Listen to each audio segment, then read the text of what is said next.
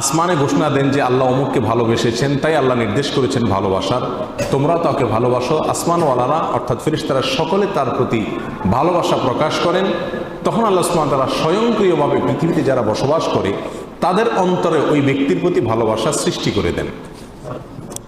বর্ণাকারী বলেন, আর যদি কাউকে আল্লাহ সুবহানাহু ওয়া তাআলা ঘৃণা করেন, অপছন্দ করেন, একইভাবে অর্থাৎ জিবরিলকে ডেকে বলেন আল্লাহ সুবহানাহু ওয়া তাআলা, আমি অমুককে তার কর্মের কারণে তাকে আমি অপছন্দ করি, তুমি অপছন্দ করো।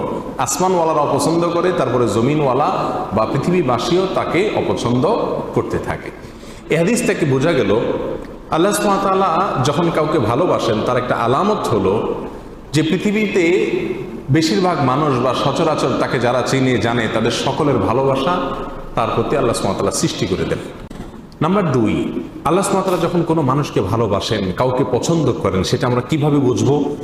তার দ্বিতীয় আলামত হলো আল্লাহ যাকে ভালোবাসেন তাকে বিপদ আপদ দেন, তাকে মুসিবত দেন, তাকে কষ্ট দেন।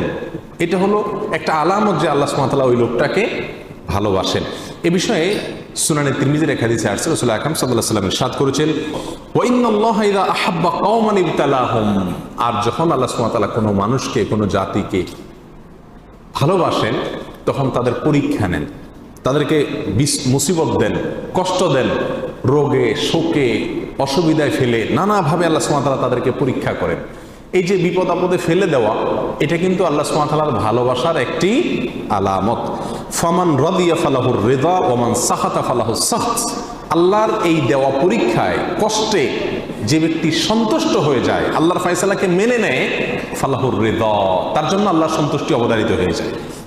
আর যে ব্যক্তি আল্লাহর এই ফয়সালায়, আল্লাহর এই কষ্ট দেওয়ায় সে অসন্তুষ্ট হয়ে যায়, আল্লাহর ফয়সালাকে মেনে নিতে পারে না, রিদা বিল কাদা, ইমানের গুরুত্বপূর্ণ একটা পয়েন্ট, এই বিষয়টি যে অর্জন করতে পারে না, বরং হাহুতাশ করে, অস্থির হয়ে যায়, গালমন্দ শুরু করে দেয়, আল্লাহর ফয়সালাকে সে অ্যাভয়েড করে, হ্যাঁ আল্লাহ আর লোক দেখে নেই, আমার উপরে সব বিপদ আসে, এই টাইপের কথাবার্তা বলে, ফালাহুস সাখত, তখন ওই ব্যক্তির জন্য আল্লাহর পক্ষ থেকে অসন্তুষ্টি অবধারিত হয়ে যায়। আল্লাহ আমাদের মাফ করুন। আল্লাহ সুবহানাহু ওয়া তাআলা আমাদেরকে ভালোবাসেন, তার প্রমাণ হবে আল্লাহর পক্ষ থেকে আমাদের জীবনে ছোট বড় বিভিন্নভাবে পরীক্ষা নেওয়া।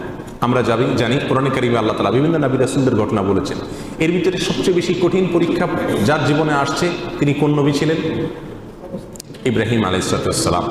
ইব্রাহিম আলাইহিস সালাম সম্পর্কে আল্লাহ সুবহানাহু ওয়া তাআলা কোরআনে কারিমে একাধিক জায়গায় বলেছেন কি কি পরীক্ষা নিয়েছেন। ওয়া ইয ইবতালা ইব্রাহিম, যখন আল্লাহ সুবহানাহু ওয়া তাআলা ইব্রাহিমের পরীক্ষা নিয়েছেন, ইব্রাহিমের পরীক্ষা আল্লাহ তাআলা নিয়েছেন। কেন ইব্রাহিমের পরীক্ষা নিয়েছেন? আল্লাহ তো ফেরাউনের পরীক্ষা নেন নাই, আল্লাহ তো বলেন না আল্লাহ নমরুদের পরীক্ষা নিয়েছেন, আল্লাহ এটা বলেন নাই কোরআনে কোথাও যে আল্লাহ আবু জাহালের পরীক্ষা নিয়েছেন, আবু লাহাবের পরীক্ষা নিয়েছেন। তারা তো স্টুডেন্টই না, তারা তো আল্লাহর বান্দাই না, নেককার বান্দাই না, মুমিন বান্দাই না, যার কারণে তাদের পরীক্ষা নেওয়ার প্রশ্ন নাই। যার জীবনে বিপদ আছে, ইমানদার যদি হয়ে থাকে তাহলে বুঝতে হবে সে আল্লাহর কাছে কোনো না কোনো কারণে প্রিয় হয়েছেন, আল্লাহ তাকে পরীক্ষা করছেন, বিধায় অস্থির এবং ব্যাকুল হওয়া যাবে না।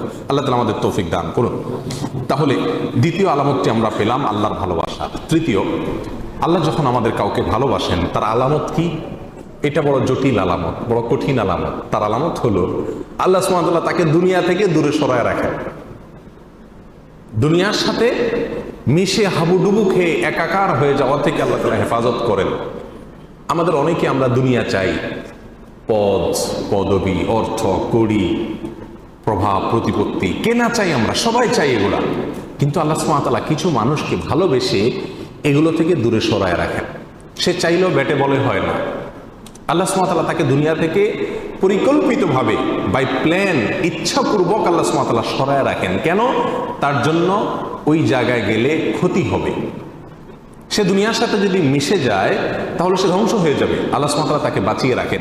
এই প্রসঙ্গে সহিহ ইবনে হিব্বান, মুস্তাদরাক হাকিম, সুনানে তিরমিজি অনেকগুলো হাদিসের কিতাবে হাদিসটি বর্ণিত হয়েছে। রাসূল আকরাম সাল্লাল্লাহু আলাইহি ওয়াসাল্লাম বলেছেন, ইন্নাল্লাহা ইযা আহাব্বা আবদান